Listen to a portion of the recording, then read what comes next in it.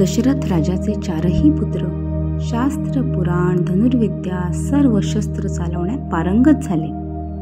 आता ते मोठे झालेत, त्याच्यामुळे आता त्यांचा विवाह व्हायला पाहिजे असं दशरथ राजाला मनापासून वाटू लागलं. एके दिवशी राजदरबारात दशरथ राजा आपले मंत्रीगण आणि पुरोहित यांच्याबरोबर चारही पुत्रांच्या विवाहाची चर्चा करत असतानाच अचानक राजदरबारात महर्षी विश्वामित्र यांचं आगमन झालं. विश्वामित्र आल्यामुळे दशरथ राजाला फार फार आनंद झाला.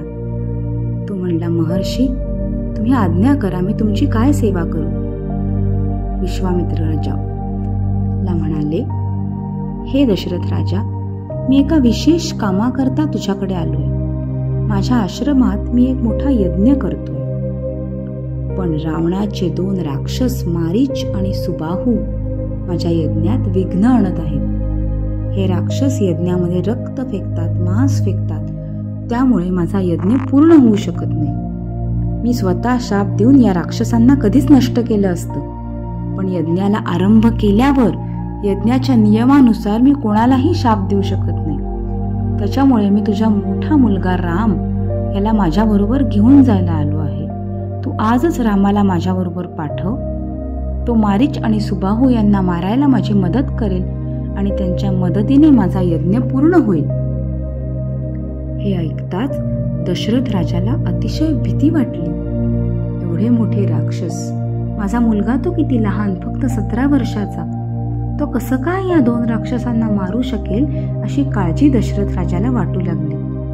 तो म्हणला, ऋषी, यज्ञाच्या रक्षणासाठी मी स्वतः सारी सेना घेऊन तुमच्या बरोबर येतो, पण माझ्या रामाला काही झालं तर मी काय करू? म्हणून माझी विनंती आहे की तुम्ही त्याला बरोबर घेऊन जाऊ नका.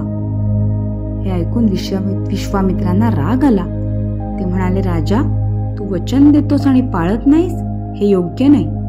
तुला जर रामाला माझ्याबरोबर पाठवायचं नसेल तर तसं स्पष्ट सांग, पण तिन्ही लोकात तुझा नावलौकिक जो आहे की तू दिलेला शब्द पाळतोस तो पूर्ण लयास जाईल.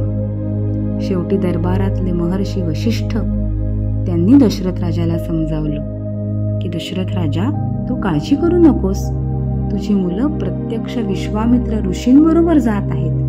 विश्वामित्र ऋषी भूत, भविष्य, वर्तमान तिन्ही जाणतात.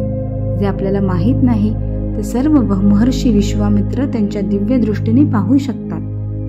तुझ्या मुलांचं चांगलं व्हावं याच्यासाठी ते त्यांच्याबरोबर घेऊन जात आहेत.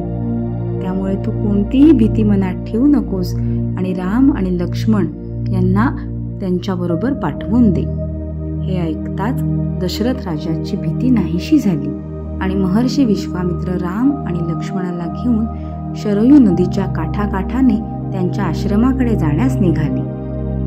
गंगा नदी पार केल्यावर ते एका घनदाट जंगलात येऊन पोचले. तिथे माणसांचा काहीच मागमूस दिसत नव्हता. फक्त जंगलातल्या जनावरांचे भीतीदायक आवाज तेवढे कानावर पडत होते. विश्वामित्र म्हणाले, हे रामा, हे ताडका वन म्हणून ओळखलं जातं. इथे ताडका नावाची राक्षसीण राहते, जी इथे कोणालाही सुखाने जगू देत नाही. तुम्ही आता सावध राहा.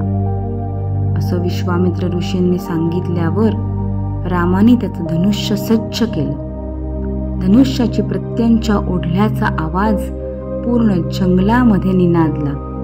हा आवाज ऐकून ताडका राक्षसीण चिडली, संतापली. रागाने बेभान होऊन ती आवाजाच्या दिशेने धावत आली. तेव्हा धनुष्य बाण घेऊन उभे असलेले राम लक्ष्मण तिच्या दृष्टीस पडले.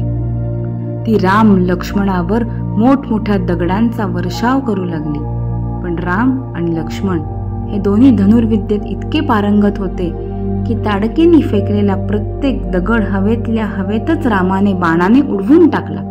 त्याचबरोबर ताडकेचे दोन्ही हात कापून टाकले.